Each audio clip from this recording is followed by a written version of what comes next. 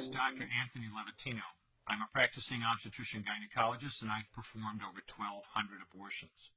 Today I'm going to describe a second trimester surgical abortion called dilatation and evacuation, or D&E. The D&E is performed between 13 and 24 weeks of pregnancy. After administering anesthesia, the abortionist uses a weighted speculum, like this one, that opens the vagina widely.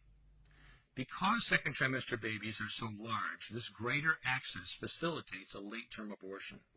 Late-term abortion requires that the cervix be prepared 24 to 48 hours in advance with laminaria. Laminaria is a type of sterilized seaweed that absorbs water over 8 to 12 hours and swells to several times its original diameter. Once removed, metal dilators can be used to further open the cervix as needed. Once the cervix has been stretched open, the suction tube is placed inside. A baby at 20 weeks gestation is as big as the length of my hand, from head to rump, not counting the legs. The suction machine is turned on, and pale yellow amniotic fluid surrounding the baby is suctioned out through the catheters. With babies this big, they don't fit through catheters this size. The baby's bones and skull are too strong to be torn apart by suction alone. This is a Sofer clamp. A Sofer clamp is made of stainless steel. It's about 13 inches long. The business end is about 2.5 inches long and a 1/2 inch wide, and there are rows of sharp teeth. This is a grasping instrument. When it gets a hold of something, it does not let go. The abortionist uses this clamp to grasp an arm or a leg.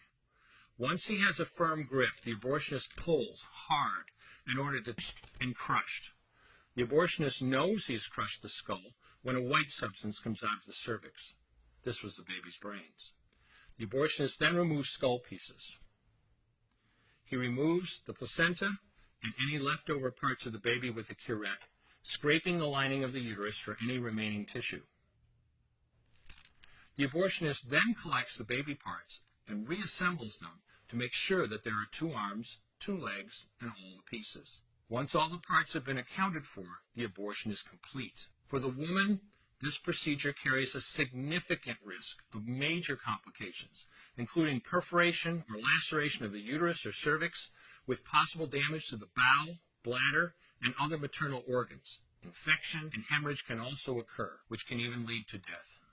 Future pregnancies are also at greater risk for loss or premature delivery due to abortion-related trauma and injury to the cervix. As I mentioned at the beginning, I'm Dr. Anthony Levatino, and in the early part of my career as an OBGYN, I performed over 1,200 abortions.